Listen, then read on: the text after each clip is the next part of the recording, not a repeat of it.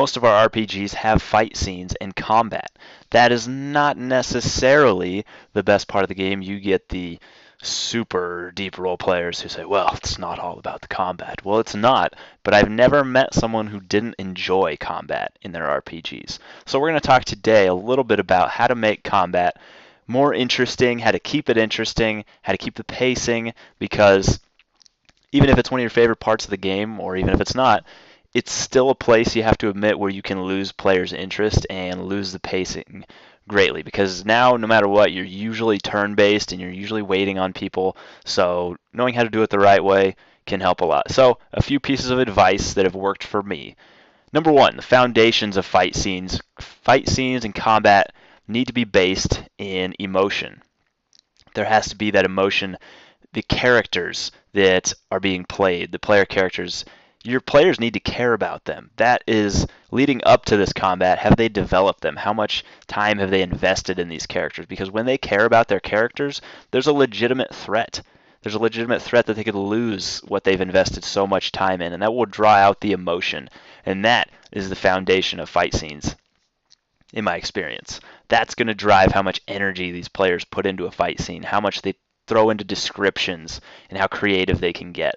Now, pacing comes next. Now, pacing, you could say, is important throughout an entire RPG session or adventure, through novels, all of that. But fight scenes are where it's really important because it's very easy to lose that pacing. Pacing needs to actually pick up speed in fight scenes to keep it, in tone with combat. Whereas a lot of people, now we got to dive into all the rules and take turns, so it tends to slow down. So we don't want to do that. So to do that, as a GM, keep your sentences short. If you are using lengthy descriptions of towns, locations, NPCs, that's fine. That's awesome, actually, I think.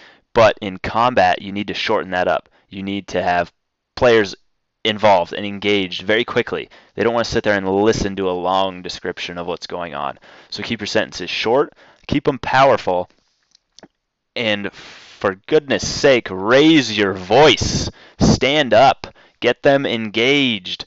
Bring them to the table. Don't just sit there, throw a dice and, well, that's 19 versus armor class.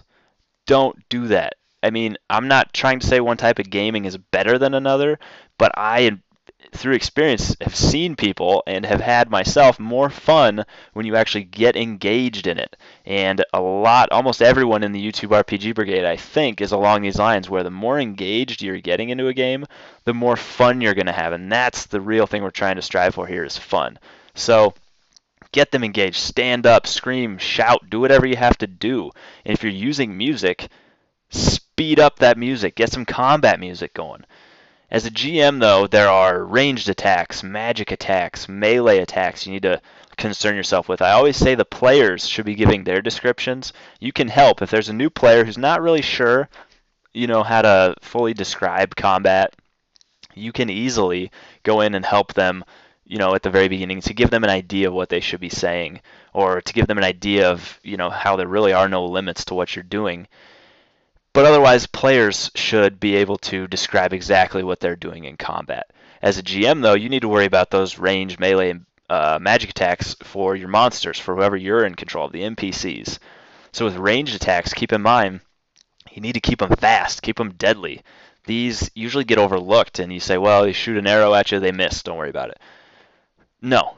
With ranged attacks, the player might not even be looking at that person. They may be locked in melee combat with somebody else, and boom, it feels like a snake just bit him in the ankle. Well, it's because a crossbow bolt just struck him. They don't know where it's always coming from. You can just say the pain strikes you in the ribs on your right side. You kind of look around and you can see the orc lowering his crossbow across the battlefield, and they know they've just been shot by that guy. So you have to keep it fast and keep it deadly with ranged attacks. Magic, keep it interesting and keep it fascinating. We're not using, ranged weapons and melee weapons. We're using actual magic. There's fire, there's air, there's water, there's all these elements and beyond, things that are happening, lightning bolts.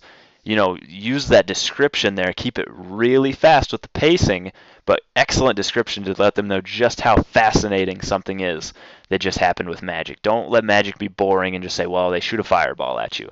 No, no, no, no, no. You see him raise his hand as fire springs forth from nothing into a sphere as he shouts his word and launches it at your face. Something like that. I don't know. But that is a lot better than just, well, he shoots you with a fireball. Magic has to be interesting, has to be fascinating. Melee, this is where you've got so many options. And I take these tips from R.A. Salvatore, regardless of whether you like his writing or not. He is an excellent fight scene writer. And so I take these from an interview he had. It's all about the dance with Melee. You overlook a lot of times where their feet are. Well, if you're using melee weapons, where your feet are is extremely important.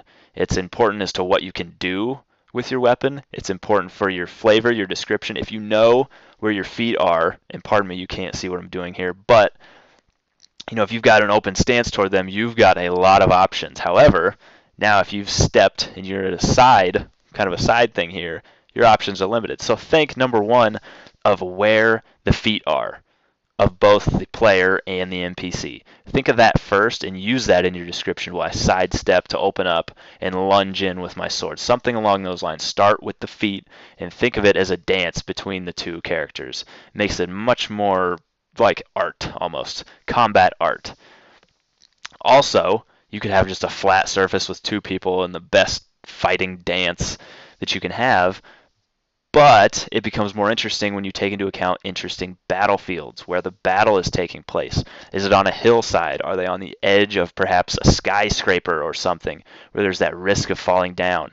Have these awesome interactions with the environment to keep things very interesting. Everybody thinks the swashbuckler jumping and hanging on chandeliers and swinging. That's much more interesting than two guys just kind of fencing down on the floor. No offense to fencing, by the way. But use the battlefield, interact with it, and that's going to keep things very interesting. And in the end, and I mean the end of a combat, let the players have it. Let them kill the NPCs. That's how I like to say it. And if they kill them. Let them have it. By that I mean don't take it from them and give them some deep description of how they kill the NPC. Let them do it. Even if they're usually over the top, they really enjoy getting to have that final blow and saying how they killed someone. So don't take that away from them, definitely. Keep the pacing up, keep the emotion in the game, and use those flavorful descriptions that we talked about. Ranged, fast and deadly. Magic, interesting and fascinating. Melee, it's all about the dance. So I hope that helps a little bit with your fight scenes. I want to thank you for watching GM Gems. Have a great rest of your day.